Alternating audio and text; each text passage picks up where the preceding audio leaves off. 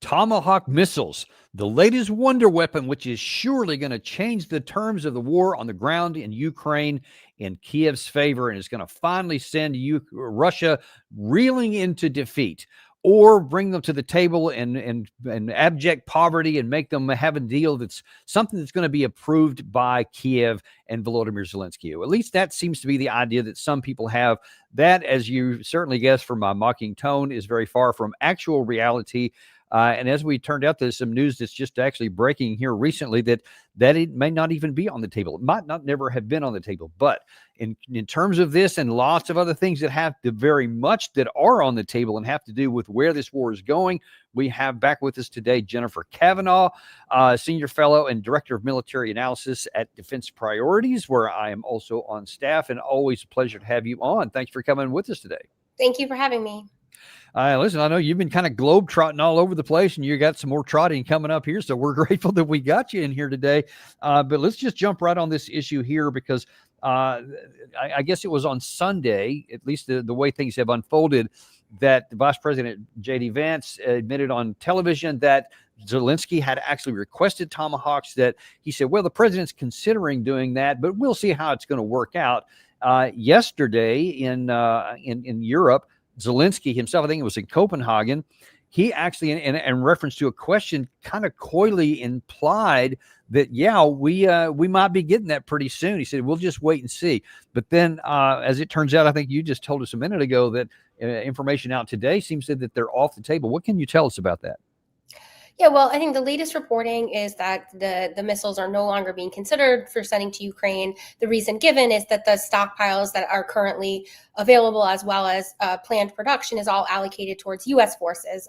Tomahawk missiles are incredibly important for the U.S. military. It's one of the longest range, most precise systems, one of the most powerful weapons it has in its arsenal.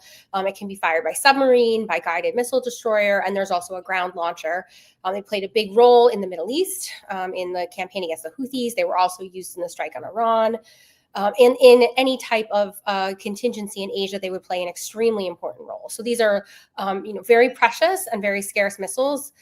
Production rates are typically quite low per year. So, that's one factor that I think is keeping them off the table. And by the way, do you know what even publicly reported, what is the production rate per year? It's a little bit hard to tell because the military typically buys only a couple hundred per year. I think that's under the amount that they can totally produce, though. But production rates total at max production is under 500 a year. And the military typically procures something on the order of, 250 across the services per year. Right. That's not something you want to get sustained for a long time. Now, as it turns out, you have just recently published something on this very issue, which I found very interesting and illuminating. Because one of the things you say, Gary, if you can toss that full screen of it up there, that would be cool. You said that Russia likely laughing off Trump's open door, even besides whether it's now being publicly said that it's unlikely. You said he probably isn't that worried about it. And one of the reasons is because you said Tomahawk missiles can be fired three ways: from a guided missile destroyer, from Ohio, Virginia, and LA class submarines, and using the new ground-based Typhon system, which was developed by the Army. Ukraine does not have any of these capabilities. And then you mentioned there also at the end that the production rate is low and the number are scarce. Now, if we were to do that, I mean, it would seem, correct me if I'm wrong, but the only way that even happens is if we something close to get personally directly involved in the war to allow them. Is that correct? Well, I mean, providing advanced missiles of any kind, whether it's Tomahawk or JASSM or any of the other missiles that are on the table, would involve the U.S. getting more entangled in the war, because it would rely on U.S. intelligence and U.S. targeting assistance. So no matter what type of missile you're talking about, the United States would be getting more involved if any type of longer range missile were provided. With the Tomahawks, Ukraine does not have a delivery system. So unless it's the United States launching it physically from U.S. submarines or physically from U.S. destroyers, which would be, I think, impossible. I don't think there are any destroyers right now in the Black Sea, or getting one of these Typhon systems into Ukraine, which would involve, these systems are huge. If you've seen the picture, it's like the size of like 5 semi-trucks. They're going to drive across the border to Poland, on their way to somewhere in Ukraine to fire these missiles. I mean, that's an easy target for for Russian airstrikes. So to me, the fact that there's no launch vehicle, like no launch system, is the key reason why the Tomahawks don't make sense. Why give them Tomahawks? They can't launch. They can't throw them across the border. So, to me, this was never a realistic thing. To me, number one, this was possibly a way of trying to make Russia nervous, though Russia knows all this information. All the information I just shared is publicly available information that Russia knows. Or Ukraine is asking for Tomahawks and hoping that it will get JASSMs or some other type of not 2,500 kilometers, but something with 500-kilometer range instead. And Gary, do we still have that soundbite from Putin talking about the possibility for these Tomahawks? Do we still have that loaded up? No, I'll have to grab it. We don't. Okay, if you could, yeah, because I want to put that from the Valdai conference the other day. He made a comment on that, and I want to get your view on that on the backside of it. But just even generally, what is in America's interest here to even be entertaining this possibility? I mean, it's really not. You and I have discussed this before. U.S. interests really are to get uninvolved as quickly as possible, and that would mean stopping aid and stopping intelligence sharing and letting Ukraine and Russia, fight until they're ready to negotiate. I know Trump hasn't been willing to do that, I think partly because he's concerned about being blamed for losing Ukraine, just like Biden was blamed for the, catastrophic way in which he withdrew from Afghanistan. Even though the withdrawal was the right decision, it was messy, and he took a political hit. And I think Trump does not want to take that. So if the United States is going to stay involved, given that Trump seems to be willing to do that, the focus here should be on wrapping up this conflict as quickly as possible. So providing Ukraine enough weapons to prevent additional territorial losses without having any escalation, without increasing U.S. involvement, and pushing hard, doubling down on diplomacy, which we have not seen. Since the Alaska summit, diplomacy is back to being pretty much stalled. Yeah, and so I think we have it up ready to go now. Here's what Vladimir Putin said yesterday in terms of the possible escalation of the conflict. Will this pose damage to our relations? Where we see light at the end of the tunnel, of course. Using Tomahawks without direct involvement of the U.S. officers is impossible, which means a brand new stage of escalation even between Russia and the U.S. So, I mean, even the concept of using these and the possibility of escalation, which it nearly would have to, because I just can't see Russia saying, okay, we suck down your ATACMS and your HIMARS and your Storm Shadows and, and the like. But some of these, they said, well, they couldn't be fired without some help from the Germans, from the British, from the United States, et cetera. But I just can't see them taking something like this, which can almost only be fired, as you say, from American military vessels and personnel, and then do nothing. Do you think that that's actually a risk or a possibility that Russia may, in a sense, not to escalate? Might they suck down something like this without doing anything?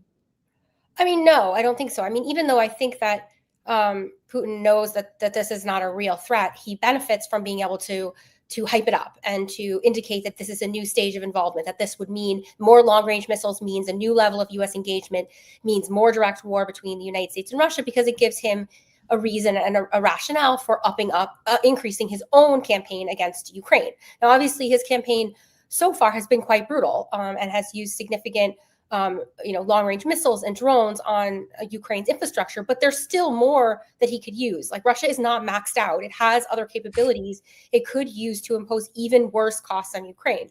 And we should remember that when the ATACMS were first used back, at last fall, that was when we first saw this new, hypersonic missile that Russia used. That was the first, the Oreshnik. That's when they first used it.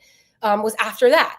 And that's when they first started ramping up the drone and missile attacks again at night. So we have seen him respond this way in the past. So there's very little chance in my mind that United States sends Ukraine long-range missiles, whether they're Tomahawks or some other kind of missile, and Putin just shrugs and keeps going the way he has been. Well, if the Tomahawk missile probably isn't going to happen, that's not the only thing being discussed in the Western world about new things to bring into this war that could certainly bring an end to it, or that could force Russia into compulsion. And that is, to me, a really strange one that you've also covered from General David Petraeus, in that he says this new submarine drone could actually have a big effect there as well. Gary, if you can bring that full screen up there. This one was just kind of odd to me, and I wonder if you can tell us a little bit about it. Petraeus, Ukraine plan is a blueprint for failure, you write, but then he says these submarine type drones that's what can make it. In fact, Gary, I don't know if I sent you the full screen. There was a picture of the article she's referring to. Did I send you that one there? Can you pull that up if we did? Don't have it. Okay, well then that's on me for not sending it. But tell us what about Petraeus was actually trying to do here. Well, Petraeus is putting forward like a 3-point plan for, what Ukraine needs to do to be victorious. And I mean, the first red flag here is that's coming from David Petraeus, whose right. biggest accomplishment was the disasters in Iraq and Afghanistan. I don't have any idea why we're still listening to him, to be honest. But, he has this plan, a 3-point plan. First part is security guarantees. Second part is economic sanctions. We've talked about those a lot. And the third piece is basically more and different types of drones. So he talks about having bigger numbers of drones. He talks about long-range strike drones. And then he has this whole piece about underwater robotic submarines that he thinks can impose additional costs on Russia's Black Sea fleet, and that will be sort of a piece of, really driving Russia back. And to me, the more drones piece is not realistic in terms of a way to end the war. Drones alone aren't going to win the war. And in any case, Russia has now surpassed Ukraine, both in terms of quantities of drones produced and technological sophistication of drones produced. So now really the upper hand in the drone world is on Russia's side. More long-range strike drones, we've talked about the limits of any type of long-range strike campaign.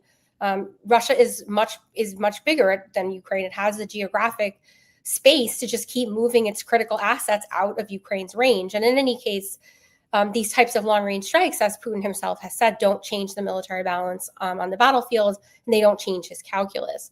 As far as the undersea piece, I mean, Ukraine has been quite successful in its maritime campaign of using drones to impose costs on the Black Sea fleet. They've driven the Black Sea fleet away from Ukrainian coasts to Russian coastal ports.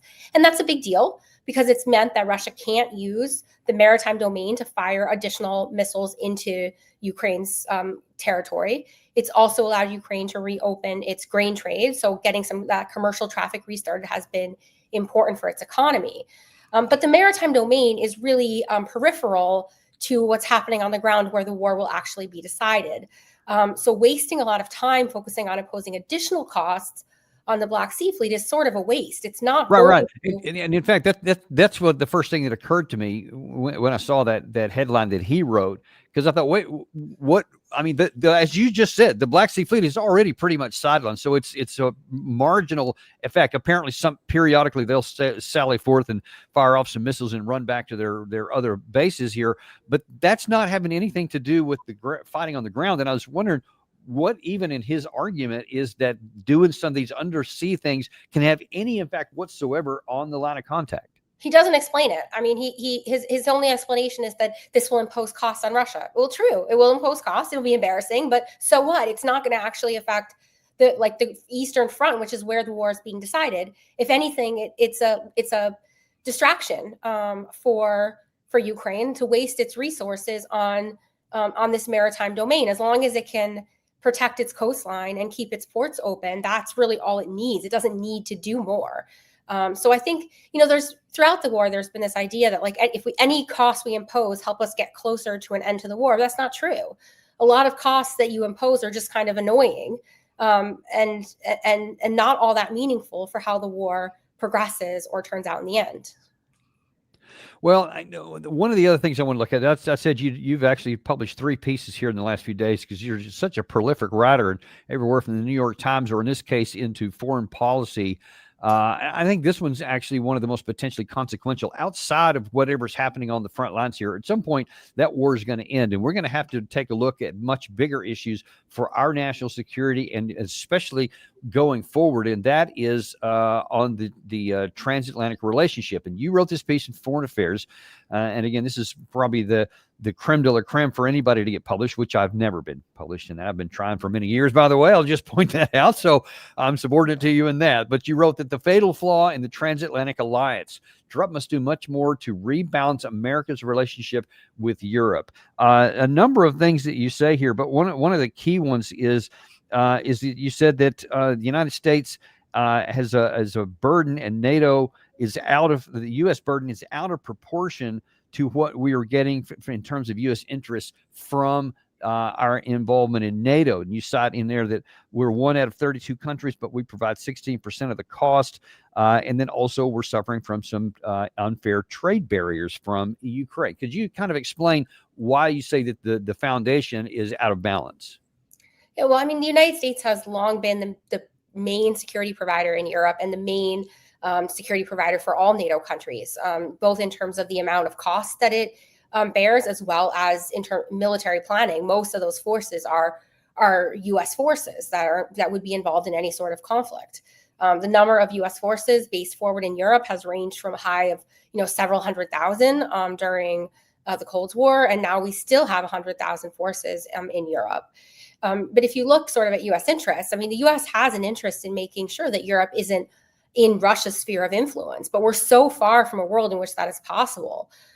Europe is a strong, wealthy, technologically advanced continent. These countries can afford to spend on their own defense. Even if they spent nothing on their defense, they actually have significant amounts of military capabilities. They're not well organized. They may not be exactly the right ones, but they're not this sort of like weak, powerless, massive countries that they sometimes make themselves out to be. So, the United States does not need a large military footprint forward to secure its interests. It needs maybe a small military footprint forward, and Europe can take on the bulk of that responsibility.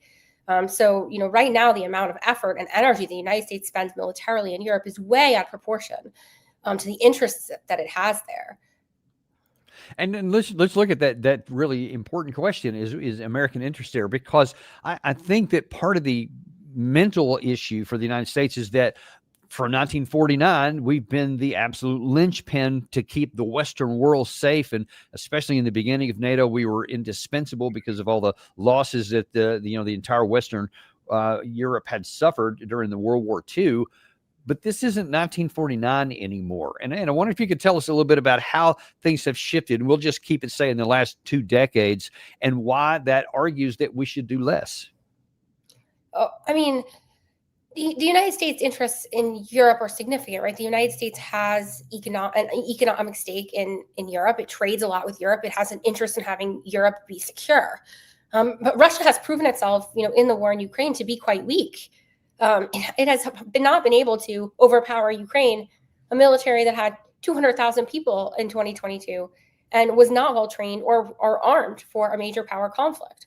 So just looking at sort of the threat that Europe faces, it's quite small. The chances that Russia invades a NATO country, in my view, are infinitesimal. Why would they do that? That would be suicidal.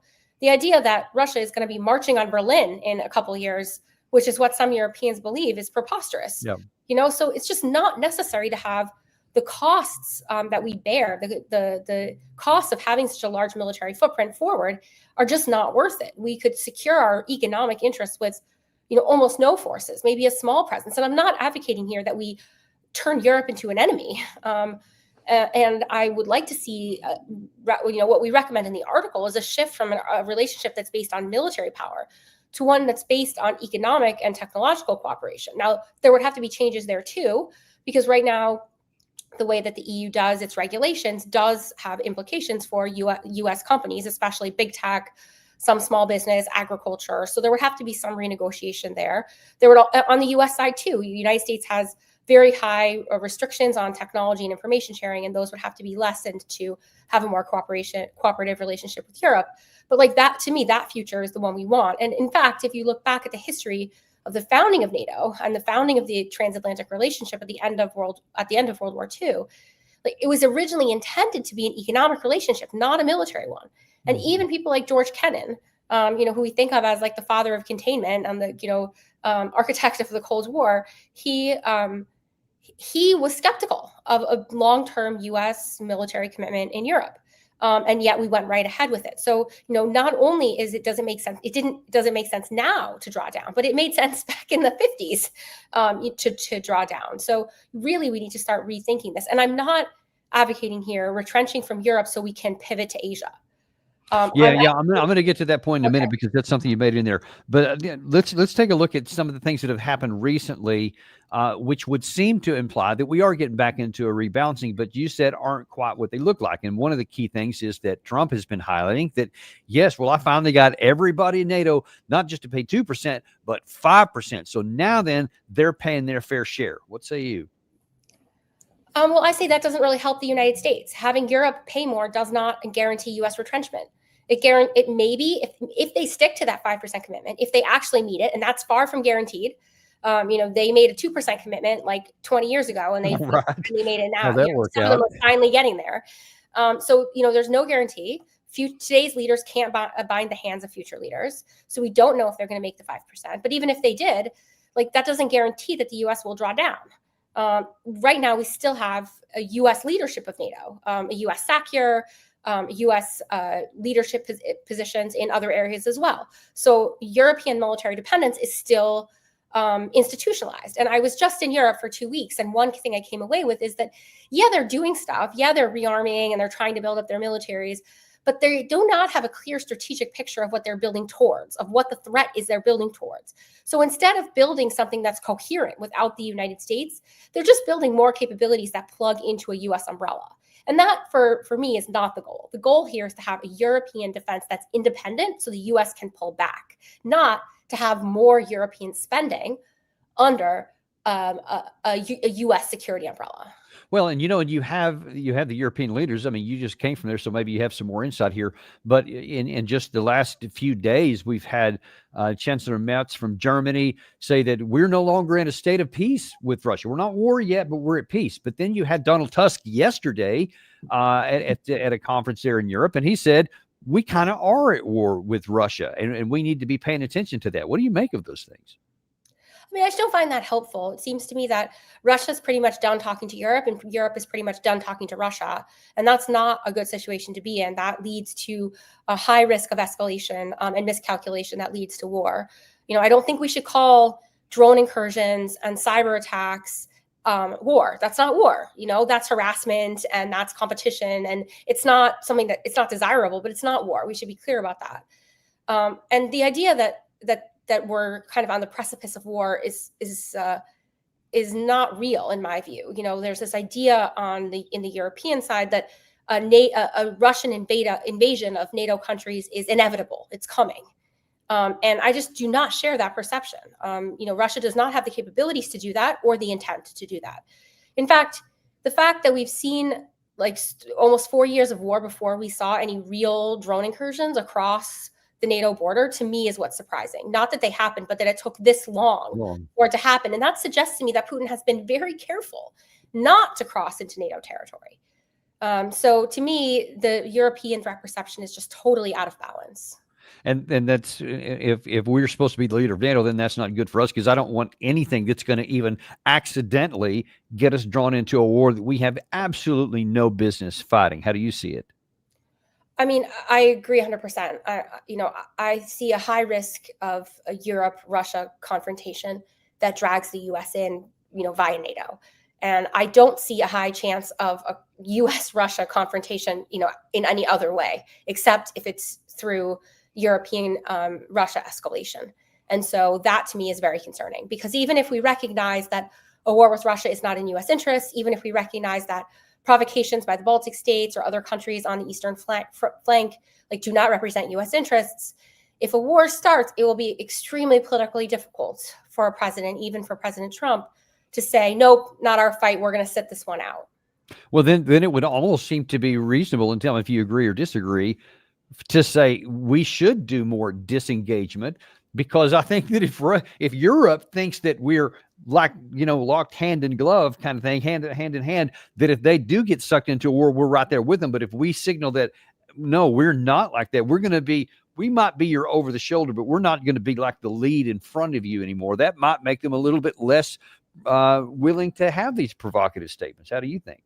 I mean, absolutely. I think the United States should be playing a restraining role. I think we should be reminding NATO allies the actual literal text of Article 5, which does not say if you provoke a war with Russia or if you're attacked, we automatically will send military forces. It says, if there is an aggression on one member state, the other member states will consult and take action as they deem necessary. That might mean military forces, but it might mean a statement. It might mean military assistance. It might not mean the same types of commitments that frontline states are expecting. And we saw that a little bit with Trump's response to the Polish drone incursion, which was sort of a shrug, and I do think that sent a message that, we're still part of NATO, but we're going to be discerning about the types of things that we respond to.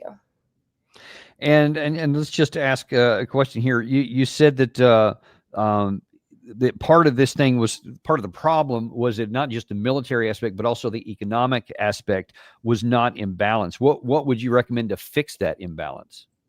Well, I think that the trade agreement that President Trump is working on with the EU is in the right direction, but it can't be a one-off. It has to be sort of a fundamental restructuring. And right now we don't actually have a final agreement. It's still sort of a framework or a promise. So I think there needs to be a lot more like meat on the bones there is what I'd like to see. And one of the other things that you said was, I guess, to put some, speaking of meat on the bones, taking meat off the bones, you suggest one possibility for distancing ourselves and requiring the Europeans to take more of their own responsibility would be to withdraw from Germany, Poland, and Romania American forces. Did I read that correctly? And if so, how would you see that happening? Like next Tuesday or over a 5-year period? How would that happen? I think it could happen over the course of the Trump administration. I think drawing down 3 combat brigades from Europe, ground combat brigades from Europe over 3 or 4 years is reasonable. You could do 1 a year. I mean, I think the reason that we point to that, and it's similar to the recommendation that Dan Caldwell and I made in our posture review, is because those ground forces are really the core of the U.S. commitment. Yes, we have air forces. Yes, we have naval forces, but it's really the ground forces that are the core of the commitment. So getting those out would send a pretty strong signal to Europeans that things were changing and that they could choose to step up or not, but the U.S. was leaving no matter what. And what do you say to those critics that say, yeah, it'll send a signal, all right? It'll send a signal to Moscow to roll to Paris because they'll see that you don't mean anything, and then they'll just take that as a signal of weakness. How do you say to that? I mean, it's not going to happen, right? I mean, Putin doesn't have the military capabilities right now. Certainly, they're tied up in Ukraine to do it. Even a rebuilt Russian military, I'm not sure they have. I'm sure they do not have the capabilities to roll to Paris. They might have the capabilities to take territory from the Baltics, but that's really up to Europe to build up its own capabilities, which that they should have been doing all along. And what do you say about the possibility that that this is not only is it not 1938 or not 1949, but it's also not 1938 like this. There is not the possibility of having a situation to where you abandon Europe again.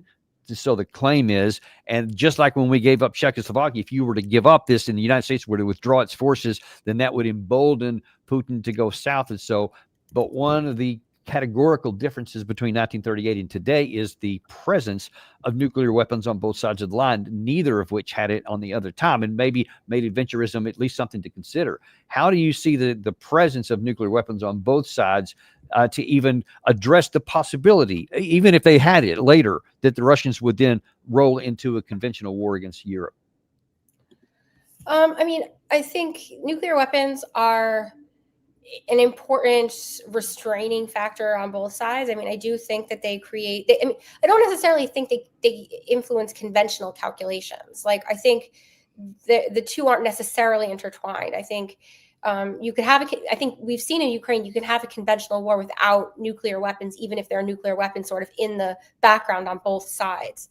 But I do think that the risk of some kind of tactical nuclear use rises if you had some sort of direct conflict between the United States and Russia, or the United States and China. I think most likely, though, it would not be sort of like that it escalates immediately to that. It would have to be some sort of red line is crossed, right? Like one side feels that the threat has become existential, and that's when nuclear weapons are used. But you never want to get there, right? And given the proliferation of conventional missiles, though, that would throw a wrench into the planning a little bit, because if you think that if you think that your adversary has a conventional missile that can take out your leadership targets or that can hit Moscow or that can hit Berlin, then you might escalate to the use of nuclear weapons more quickly because of the uncertainty of the capabilities and reach of those missiles.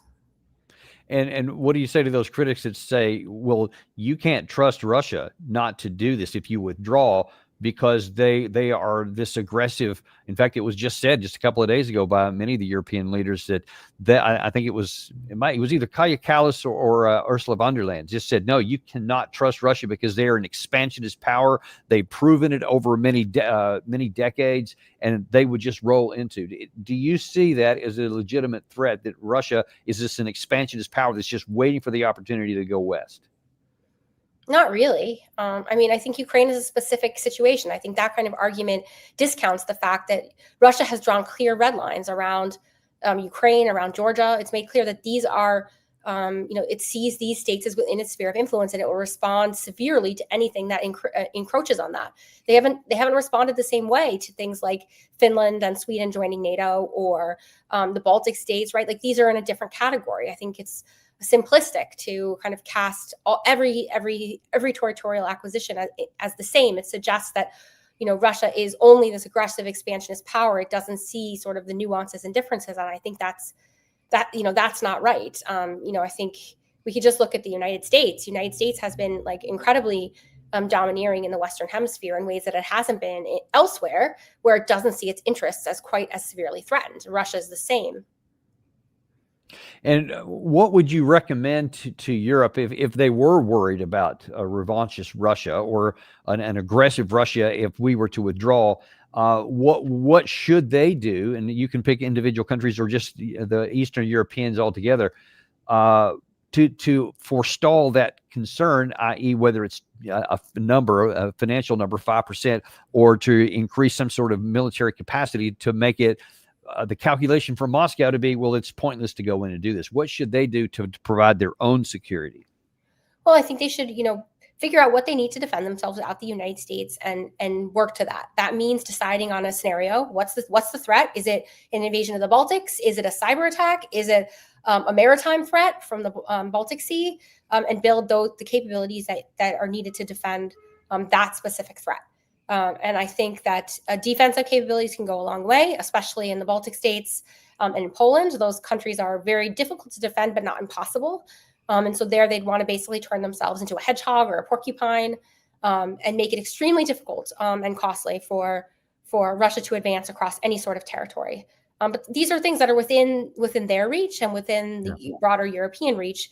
They don't need the United States serving this role. And there's this idea in Europe that only the American flag deters. They even said to me, we don't really care if you kind of draw down your forces, as long as like your flag stays. That's what matters. But that's silly.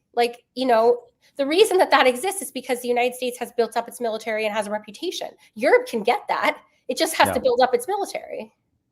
Yeah, that flag is only a representation. And if the representation, the reality behind it isn't there, then the flag is not going to stop a bullet that a defense wouldn't. I want to look at a slightly different aspect of this in the remainder of the time we have here, and that is on our relationship with Europe and how Europe sees the world. And we'll see if these things are congruent or incongruent. One of the interesting things here is, and I'm going to play a clip here that was captured kind of not off camera. Actually, it was quite on camera, but it was not supposed to be recorded directly, with Macron talking to some other European leaders and really seeming to be unafraid of the fact that they see a camera that's on there. They make some pretty mocking comments about President Trump. Watch this. You should make an apology to us, because you didn't congratulate us for the peace deal that President Trump made between Albania and Azerbaijan. I'm sorry for that. Yeah. So, and you worked very hard. You worked very hard. So if people couldn't understand there, he was basically mocking Trump when he at various times, like with Zelensky, condemned him for not saying thank you enough. And then here recently, where Trump was supposed to say Armenian-Azerbaijan war he solved, and he said it was the Albania-Azerbaijan. And so they were kind of mocking here. That just seems a little odd that they would do that. But does that tell you anything about how President Trump is actually viewed by some in Europe. Well, I mean, we've seen their public approach, which is, obsequious flattery and worship. And that works to sort of bribe Trump to stay in. But, we know from, reporting from his first term and under Biden that, they get a laugh at Trump's expense as well. I mean, certainly, this is not the first time the politicians have been caught in compromising situations and supposedly off-camera remarks, but you would hope that they would learn that as public figures, they're always in the spotlight. Yeah. There's always somebody listening, and would keep those comments to themselves. Given the sensitivity and the fact that they are still dependent on U.S. security, it's not a good look. It's not, and let's move on now to how the many of the Europeans see the threat from Russia. Now, I'm gonna show you. I alluded to these a minute ago. I'm going to show you a couple of comments. One from Chancellor Merz and another from Donald Tusk. And I'd like your assessment of the real politics, because there's what's said in public and there's oftentimes what's actually meant. And I wonder if you can help us discern what is actually meant here. First of all, this is Merz saying that we're not in a state of peace with Russia. Drone flights, espionage, the Tiergarten murder, massive threats to individual public figures, not only in Germany but also in many other European countries. Acts of sabotage on a daily basis. Attempts to paralyze data centers. Cyber attacks.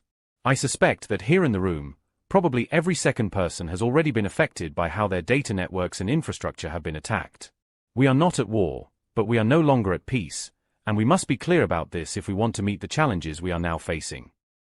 So he's talking about want to be clear. Now he's referring to a lot of allegations that Russia has been doing, sabotage kinds of operations or cyber attacks against many Western targets, as Russia might claim in retaliation for what they have been doing for the last 3.5 years to kill Russian soldiers, etc. So I don't know how much of that is or isn't true, but what do you think he means when he says we're not in a state of peace and we need to be clear about that for policies? What is clear and what should those policies be? Well, I mean, there's a political motive here. Germany's trying to ramp up its defense spending. It's not super popular. Their economy is not doing great. There's a lot of controversy. I just came back from spending a week there, and there's a lot of controversy around the increased defense budget, whether or not they're actually going to be able to do it. There's also a lot of self-congratulatory, patting on the back of how great they're doing and how they're leading the rearmament of Europe. But if you scratch below the surface, you find that there's things happening, but it's not clear that they're adding up to much. And so I guess I see these remarks as sort of like a political tool to make sure that the money keeps flowing, to make people feel like there's a threat. You can't get people motivated about paying more taxes so that they can fund defense industries if they believe that there's no threat. So this idea that we're already at war, trying to mobilize people. But I also, it's just kind of makes me laugh a little bit because, if you really think you're at war, then wouldn't you be acting a lot more urgently? Wouldn't you be building things up a lot more quickly? Wouldn't you be expanding your military much more than you are? When we were at the one of my visits was to a military command college, and one of the comments that was made was, "Well, this isn't a place where we train warriors; it's a place where we train advisors." And I was like, "What?" Wait, what? To me, that does not scream like we are at war. That screams to me we're still in the post-Cold War, peace dividend world where it's nice to, train leaders, but not train them as warriors. So I do think there's a disconnect between that rhetoric and then what you actually see happening on the ground.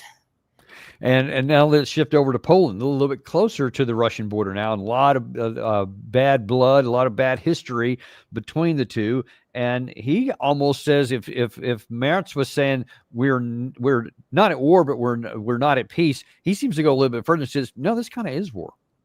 With all these provocations from the Russians and Belarusians, for me it means that today it's absolutely obvious that we have to stop all this kind of illusions. The first illusion was and is that there's no war. It's some of us, we like this definition like full-scale aggression or or incidents or provocation. No, it's war. A new type of war, very complex, but it's war. Yeah, but is it war? Because I think what you just said is really applicable here. If the Poles think that they're at war with Russia, seems like they'd be doing more than just talking about it. Well, the Poles are doing a lot. I mean, they have ramped up their defense spending a lot more than other countries. They have bought a ton of artillery and tanks and other types of heavy weapons and ammunition. They are building up their military force. So, I do think they are behaving as if there is a real threat, and probably will end up with one of the most powerful militaries in Europe when this is all said and done. And that's great for like Europe as a whole in some ways, except that Poland has never really been about like European defense. They're about Polish defense. So they have not always been good about like thinking about how, what would Poland do if Estonia was attacked? Like, that's not the conversation. It's what would Poland do if Poland was attacked? So that's great for Poland, but it's not necessarily the solution for the rest of Europe. I'll also note that, Poland is awfully excluded. When the E3 meets, sometimes Poland is left out. And I think that's a mistake too. I do think we should recognize that Poland is becoming a major defense center. At the same time, I do think that you saw with the drone incursions that there was a lot of tough talk, a lot of panic about these drones that were surveillance drones. To me, that doesn't scream like, we're ready for a war if you're going to panic over 19 surveillance drones. So again, there's a little bit of a disconnect, although I would put Poland and Germany in pretty different camps. And that's on the kind of the pro-war camp. On the not only no but hell no war camp is Slovakia and Hungary, led by Viktor Orban, and he at this same conference in the Copenhagen conference was pretty clear about where he stands. Who's the main threat against Europe right now? Provocation. No, it's a real question. Please, Prime Minister. So the real danger, economic stagnation and losing competitiveness. This is the danger. Not Russia? Sorry. Not Russia? No. We are stronger than, guys. So we are stronger than Russia. Make some comparison and base your opinion on the facts. So we have more than 400 million people, yeah? Russia is 130 something. Look at the European GDP. Is like that. Russia is like that. We spend altogether 27 more on military spending than the Russians. So why we are afraid? We are stronger than they are. The question is whether we have... I love you when you use my arguments. Whether we have leadership to come together and to defend our interests together. That's what we should do anyway. So he is not backing down because Tusk had some pretty directive comments towards him, as did Zelensky, by the way, by name. But doesn't seem to be bothering Viktor Orban any. Does he have a point there that the real issues for France is not Russia, but it's economic? I said France, I meant Europe. It's economic and other kinds of stagnation. I do agree. I mean, I don't think Russia is a big threat to Europe. I think Europe needs to spend a little bit more to build up some of its defense capabilities, just so that it has enough military power to be geopolitically relevant. But yeah, economics is more important. Russia is not a big threat, especially now. Now, I talked to Alexander Mercurius on our show, I think it was yesterday, and he argues that he is told behind the scenes that a number of European states actually agree more with Orban than they do with the Macron, Starmer, Tusk et al., but that they can't say anything out loud. Do you have, from your travels, do you have any idea about is this just Slovakia and Hungary and this tiny little group, and all the rest of the European states are like Tusk and Starmer, or how do you think that's divided actually? No, I mean, I do think there's a wide variation of threat perceptions of Russia. They tend to be more concerned the closer you get to the border with Russia, and less concerned the further away you get. But I think there's a wide variation of how concerned leaders are. I think, most leaders are saying publicly that they are concerned, partly to get the defense spending up, partly because, this is, useful for making sure that Trump stays in the United States. If Russia's a threat, we can try to convince, Trump to stay in to help with the Russian adversary. But I do think that for a lot of countries, Russia is not a big concern. And I think that should be the case with the United States because no matter how you want to slice this and dice this, as you said in your foreign policy piece there, it is in no way, shape, or form an American interest in having any kind of a conflict at all with Russia. And I hope that continues to predominate, and hope they follow some of your advice. Before I let you go, though, I would like your comment on something that came out really odd from the administration here a couple of days ago. It kind of caught me by surprise, and that is that the President Trump basically just declared that assuring the security of the state of Qatar. And in this, he makes a really strange statement to my ears. The United States shall regard any armed attack on the territory, sovereignty, or critical infrastructure of the state of Qatar as a threat to the peace and security of the United States. We've been talking this whole time here about that we need to get disentangled from the European side and not get into potential where we get drawn into a war. And now here the White House seems to be saying, let's add someone else to the list. What do you make of this? Yeah, I mean, I was kind of dismayed at this. The last thing the United States needs is to be extending more security guarantees to countries in the Middle East, given the current unsteady and unstable security situation in the region. I mean, a couple of caveats. Number one, I'm not sure you can extend a security guarantee by executive order. I'm not sure that's how it works. So I do think that this is a little bit flimsy. It's not like Article 5. The next president could easily discard it. President Trump could easily ignore it. Number two, because we have 10,000 U.S. forces in Qatar already, it's just a statement of the de facto situation that we're in, which is that if Qatar's attacked, it implicates the United States, and the United States will have to decide how to respond because we have so many forces there. So, I'm not sure how much of it is a change in policy. But I do think that this, stems a lot from the Israeli strike on Hamas negotiators in the country. Both the need to, smooth things over with the Qataris, as well as, send a little bit of a signal to Israel, like, don't do that again. Like this is serious. This is a major partner of the United States. None of that, though, makes it really any better. This idea of constantly extending security guarantees to more and more countries is a huge problem for the United States and creates major risks of entanglement and future war. So, I'm just hoping that this sort of fades away, like the Rio Treaty has faded away, in the sense that we still have these commitments and we ignore them, rather than becomes this sort of like ironclad thing like we have with NATO or Japan, things like that. Well, certainly hope that's the case as well. Just a real quick bonus question, since we have a few minutes. How do you see the possibility for renewed war between Israel and Iran, or the U.S. involved with a war with Iran, or do you think that we can muddle along and have no more restarting that conflict? Yeah, I think it's going to restart. I mean, I don't know when, but I don't see how the Israelis are satisfied with the outcome of the first round. It's pretty clear that Iran still has the ability to produce nuclear weapons, that any step back was pretty minor. They still have the intention to do so. They haven't returned to the negotiating table. So I guess I see the risk as pretty high. I'm hoping that it's not a near-term risk, that we're talking like at least a year or two before we have to, replay the June scenario. But you just never know with Netanyahu, because a lot of this is motivated by his political future and his political goals. And for him, more war secures his political position. So overall, I guess I'm pretty pessimistic. Right now it seems calm, and I've been focusing a lot on Russia, Ukraine. So I'm just kind of trying to pretend that that's.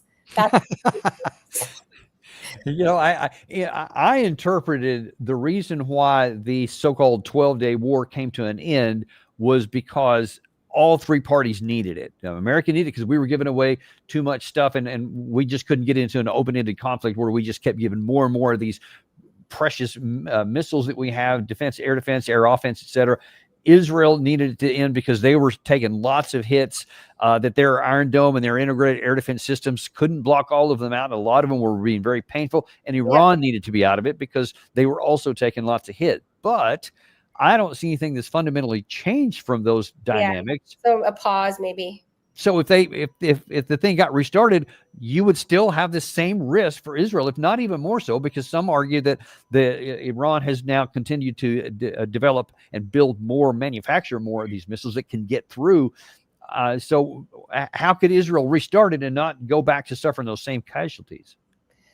Yeah, I mean, I can't disagree with you. I think that we're in the same situation. Like that, the problem with the first round of strikes was that it didn't fundamentally change the situation. So yes, I agree with you. We needed a timeout because missile stockpiles were running low, but the fundamental problem hasn't been resolved, and it won't be resolved militarily. Only resolved at the negotiating table. So, I guess I'm pretty pessimistic on the whole Middle East portfolio.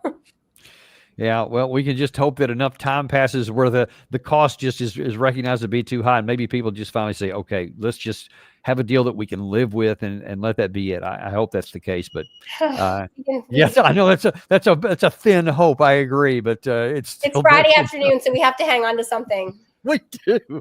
We got to have something. I agree with it. Well, listen, thank you so much for coming. I know you got another overseas trip coming up this time, I think, to Ukraine, and we'd love to have you back on the backside of that and let us know what you've discovered there. All right. Well, I'll be happy to report. Cool. Look forward to it. Thank you very much. And we thank all of you guys. Hope you have a great weekend. It's been a great week for the Daniel Davis Deep Dive here. We hit 250,000 subscribers. We attribute that to you guys and your loyalty and your faithfulness to share this with other people. I ask you to keep doing that. Really do thank you, and look forward to seeing you with a bunch of new shows next week on the Daniel Davis Deep Dive.